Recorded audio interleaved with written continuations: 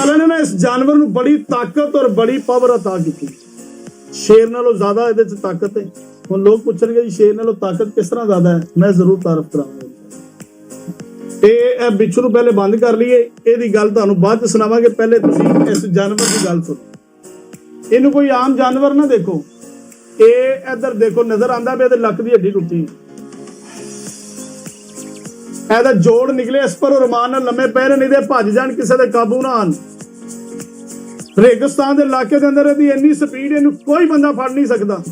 ਇਹ ਘਾਹ ਖਾਂਦਾ ਜੇ, ਘਾਹ ਤੋਂ ਇਲਾਵਾ ਯਕੀਨ ਹੈ ਕਿ ਜਦੋਂ ਦੁਨੀਆ ਦੀ ਕੋਈ ਚੀਜ਼ ਨਹੀਂ ਜੇ ਖਾਂਦਾ, ਨਾ ਇਹ ਸੇਬ ਖਾਂਦਾ, ਨਾ ਇਹ ਅਮਰੂਦ ਖਾਂਦਾ ਜੇ, ਨਾ ਇਹ ਕੇਲੇ ਖਾਂਦਾ, ਸਿਰਫ ਘਾਹ ਖਾਂਦਾ। ਤੇ ਘਾਹ ਕਿਹੜਾ ਖਾਂਦਾ?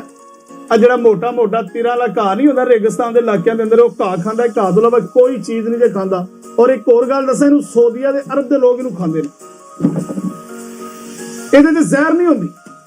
ਇਨਸਾਨਾਂ ਨਾਲ ਬੜਾ ਪਿਆਰ ਕਰਦਾ, ਚੱਕ ਨਹੀਂ ਮਾਰਦਾ। ਜਦੋਂ ਰੇਗਿਸਤਾਨ ਦੇ ਇਲਾਕੇ ਤੇ ਹੁੰਦਾ ਨਾ, ਜਦੋਂ ਇਹਨੂੰ ਫੜੀਦਾ ਉਸ ਟਾਈਮ ਮਾਰਦਾ ਚੱਕ, ਉਸ ਤੋਂ ਬਾਅਦ ਇਹ ਚੱਕ ਨਹੀਂ ਮਾਰਦਾ।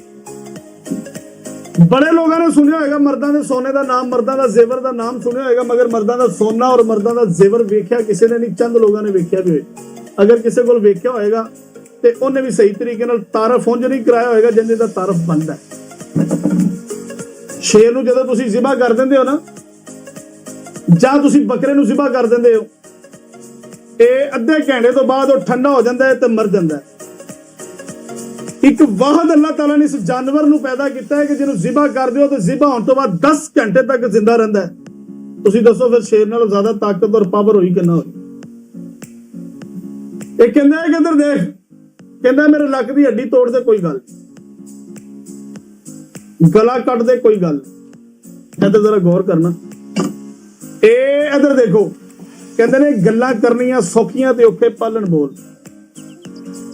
ਤੇ ਹਰ ਬੰਦਾ ਮਾਂ ਦਾ ਯਾਰ ਨਹੀਂ ਹੁੰਦਾ, ਕੋਈ ਲਾਲ ਵੀ ਹੁੰਦਾ। ਅਸੀਂ ਲਾਲਾਂ ਵਾਲਾ ਕੰਮ ਕਰਾਂਗੇ ਇਨਸ਼ਾਅੱਲਾ, ਘਬਰਾਣਾ ਨਹੀਂ। ਇਹ ਇੱਧਰ ਦੇਖਣਾ ਜ਼ਰਾ, ਇਹ ਇੰਜ ਕਰਕੇ ਇਹਨੂੰ ਅਸੀਂ ਜ਼ਿਬਾ ਕਰ ਦਿੱਤਾ। ਇਹਨੂੰ ਛੁਰੀ ਗਰਦਨ ਤੇ ਕਿਉਂ ਫੇਰੀ, ਇਹਨੂੰ ਜ਼ਿਬਾ ਕਿਉਂ ਕੀਤਾ?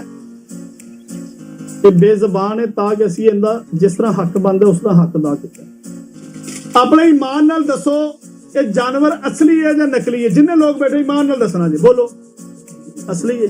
कई बंदे यकीन नहीं है फिर भी पतासा बनों नहीं बाज आते, वो कहते हैं नकली सन, रबड़ दे बने सन। क्योंकि जो बेईमान होता है सारी दुनिया बेईमान नजर आती, जो खुद फराडिया होता सारी दुनिया को फराडिया नजर आती, तो जो ईमानदार ते गैरतमंद होगा उन्होंने सारी दुनिया गैरतमंद और इज्जतदार नजर आए।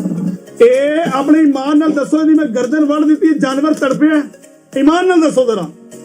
तो जे तो शेर नूं ज़िबा कर दिओ, तड़पेगा कि नहीं तड़पेगा?